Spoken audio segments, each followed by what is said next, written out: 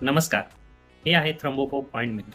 याबद्दल आपण यामध्ये कोणते घटक असतात, त्याचा उपयोग काय आहे, हे कसे काम करते आणि याचे दुष्परिणाम आपण पुढच्या 60 सेकंदात जाणून घेऊया.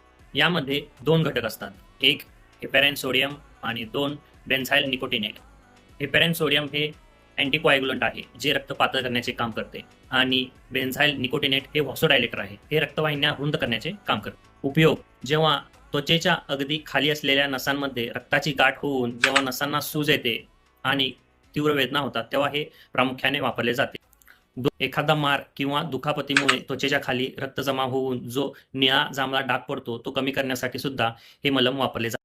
3. बऱ्याचदा हातावर सलाईन किंवा इंजेक्शन दिल्यामुळे जी नस सुजते किंवा कडक होते, तेव्हा ती कमी करण्यासाठी सुद्धा हे मलम वापरले जाते. हे काम कसे करते: जेव्हा एका प्रभावित भागावर तुम्ही हे मलम लावता, तेव्हा बेन्झाइल निकोटिनेट तिथल्या रक्तवाहिन्या रुंद करते, म्हणजेच उघडते. त्यामुळे तिथला रक्तप्रवाह वेगाने वाढतो. वेगाने वाढलेल्या रक्तप्रवाहामुळे हेपॅरिन सोडियम त्या त्वचेच्या आत खोलवर जाऊन पोहोचते आणि तिथल्या जमा झालेल्या लहान रक्ताच्या गुठळ्या वेगाने विरघळते आणि सूज आणि वेदना गायब करते. हे कसे वापरायचे: प्रभावित त्वचा स्वच्छ आणि कोरडी करून त्यावर पातळ थर लावावा. याचे काही साईड इफेक्ट आहेत. हे लावल्यामुळे काहींना खाज येऊ शकते किंवा त्वचा लालसर होऊ शकते किंवा त्वचा जळजळू शकते. हे औषध वापरण्यापूर्वी तुम्ही तुमच्या डॉक्टरांचा सल्ला नक्की घ्या. ही जर ही माहिती तुम्हाला आवडली असेल तर सेव्ह करा आणि तुमच्या फॅमिली ग्रुपवर नक्की शेअर करा.